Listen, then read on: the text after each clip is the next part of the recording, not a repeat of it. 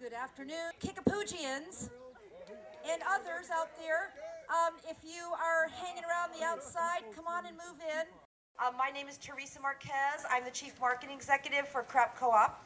Very proud to be in that position and working for farmers. It's a great honor and a great privilege. Our first panelist is the Executive Director of the Rodale Institute, and it is Tim LaSalle. And Tim holds a doctorate in depth psychology at Pacifica Graduate Institute, a master's degree in populations genetics, very interesting, Tim, from Virginia Polytechnic Institute and State University, and a BS from Polytechnic State University. Tim was a full professor at Cal Poly, where he taught dairy science classes and served as the president and CEO of California's Agriculture Education Foundation. He is also a former dairy farmer, having started and operated a conventional dairy near Templeton, California. So you know about the 24/7, huh, Tim? After serving in an executive capacity with various nonprofits, Tim joined the Rodale Institute, whose soil scientists and a cooperating network of researchers have documented that organic farming techniques offer the best solution to global warming and famine. And I can hardly wait till you hear about the research that he's done. So we're really honored to have Tim with us today.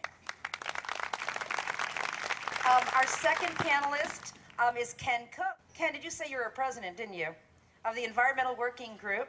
And actually, I think the Environmental Working Group has two offices now, don't they? One on the West Coast in Oakland and in Ames, Iowa. That's three offices, and then one in D.C. Ken is the author of dozens of articles, opinion pieces, and reports on environment, public health, and agricultural topics. He earned a BA, BS, and MS degrees from the University of Missouri, Columbia. The Environmental Working Group's goals are to protect the most valuable segments of the human population, which are our babies, our children, infants in the womb, from health problems attributed to a wide array of toxic contaminants, and to replace federal policies, including government subsidies that damage the environment and natural resources, with policies that invest in conservation and sustainable development. And I just want to say the Environmental Working Group is doing their mission and doing a tremendous job at it. So I'm just so honored to have you here too, Ken.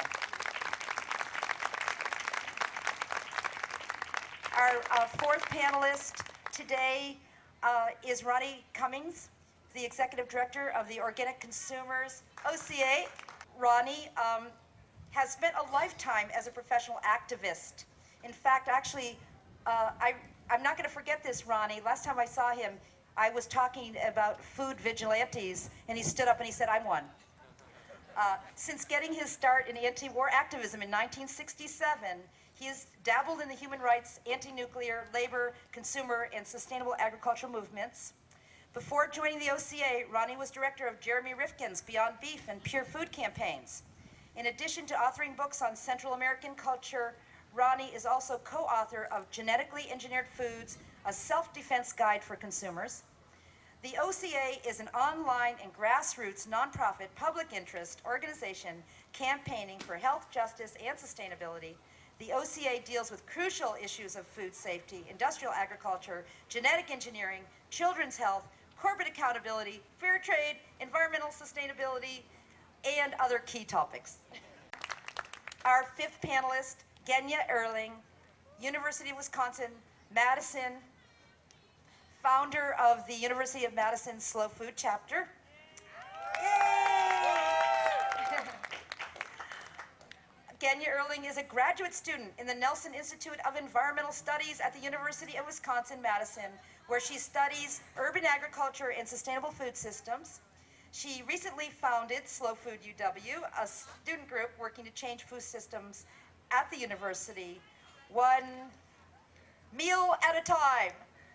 With Slow Food, Genya has become connected with the food movement at a broader level, attending the last two Terra Madre meetings in Turin, Italy, as well as Slow Food Nation last summer in San Francisco, where the seeds of the youth food movement were planted. Genya originally hails from Gays Mills, Wisconsin, and is happy to be back in the Valley.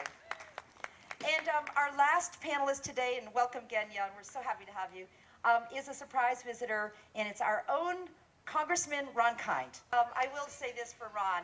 Besides the fact that he heads the caucus, you know, for the House of Representatives in DC, the Organic Caucus, he is such a friend of organic. And he is the kind of congressman and representative that we want more of in Washington, D.C.